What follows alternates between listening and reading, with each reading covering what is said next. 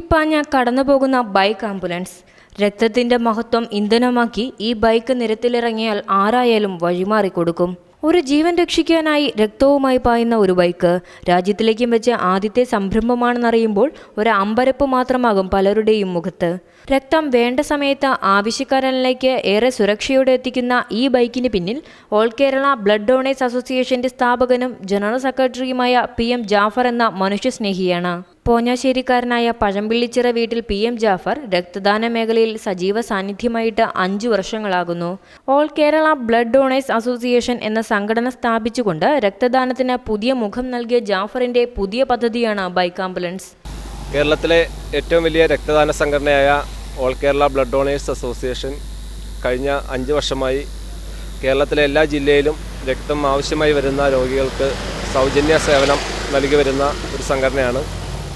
സംഘടനയ്ക്ക് ഇന്ന് 60,000-ഓളം രക്തദാതാക്കളുണ്ട്. സംഘടനയ്ക്ക് പല പ്രോജക്റ്റുകളുണ്ട്. അതിലൊരു പ്രോജക്റ്റാണ് ബ്ലഡ് ഓൺ ഡിമാൻഡ്. രക്തം ആവശ്യമായി വരുന്നവർക്ക് നമ്മൾ ബ്ലഡ് ബാങ്കിൽ നിന്ന് എമർജൻസി ഘട്ടത്തിൽ എത്തിച്ചു കൊടുക്കുന്ന ഒരു 24 മണിക്കൂർ സർവീസാണ്. കാരണം അതിന് ഏറ്റവും കൂടുതൽ പ്രാധാന്യം വരുന്നത് രക്തത്തിൽ നിന്നും വേർതിരിച്ചെടുക്കുന്ന പ്ലേറ്റ്ലേറ്റ് എന്നൊരു ഘടകമുണ്ട്. ഈ ഘടകത്തിൻ്റെ ലൈഫ് വെറും 4 ദിവസം മാത്രമേ ഉള്ളൂ.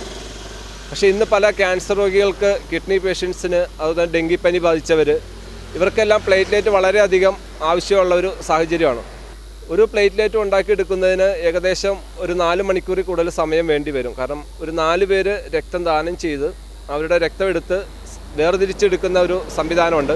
അപ്പോൾ ഏറ്റവും കൂടുതൽ രോഗികൾക്ക് ആവശ്യമായി വരുന്നത് പ്ലേറ്റ്ലേറ്റ് എന്ന ഈ ഒരു ഘടകമാണ്. പക്ഷേ പല ഹോസ്പിറ്റലിലും അതിൻ്റെ എക്സ്പയറി 5-ാം ദിവസം അത് വെറുതെ വേസ്റ്റായിട്ട് എടുത്ത് കളയാറുണ്ട്. പക്ഷേ അത് പലർക്കും അറിയില്ല. അപ്പോൾ ഏത് ഹോസ്പിറ്റലാണ് ഈ പ്ലേറ്റ്ലേറ്റ് ഇരിക്കുന്നത് എന്നുള്ളത് ഒരു ഓർഗനൈസേഷനായി ഞങ്ങൾക്ക് അറിയാൻ സാധിക്കും.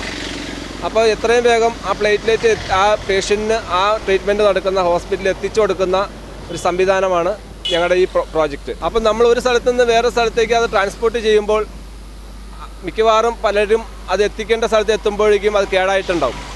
പക്ഷേ ഈ ബൈക്ക് ആംബുലൻസിൽ ഒരു പ്ലേറ്റ്ലേറ്റ് അജിറ്റേറ്റർ ഉണ്ട്.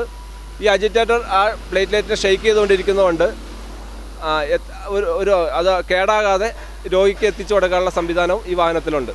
ബാംഗ്ലൂർ പ്രൊജക്ട് മിഷനാണ് ബൈക്ക് ആംബുലൻസിന് പൂർണ്ണ പിന്തുണ പ്രഖ്യാപിച്ചുകൊണ്ട് 1 ലക്ഷം രൂപ സംഭാവന നൽകിയത്.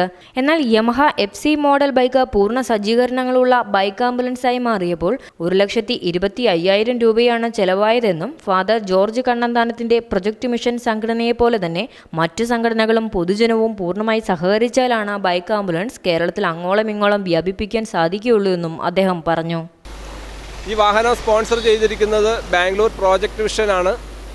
അവർ 1 ലക്ഷം രൂപയാണ് ഈ വാഹനത്തിന് വേണ്ടിയിട്ട് സഹായിച്ചിരിക്കുന്നത്. ഈ വാഹനം 1.25 ലക്ഷം രൂപയോളം മുടക്ക് വന്നിട്ടുണ്ട്. ജനങ്ങളുടെ ഈ വാഹനം ഓടിക്കുന്നതിന് വേണ്ടി ഒരു ഡ്രൈവറുണ്ട്. 24 മണിക്കൂർ സർവീസാണ് ഇതിന് കൊടുത്തുകൊണ്ടിരിക്കുന്നത്. എറണാകുളം ജില്ലയാണ് ഇതിന് പ്രാധാന്യം കൊടുക്കുന്നത്. ഇത് മുന്നോട്ട് കൊണ്ടുപോകണമെങ്കിൽ എല്ലാ മേഖലയിലുള്ള ജനങ്ങളുടെ സഹകരണം ഉണ്ടെങ്കിൽ മാത്രമാണ് ഈ പ്രോജക്റ്റ് മുന്നോട്ട് പോവുകയുള്ളൂ.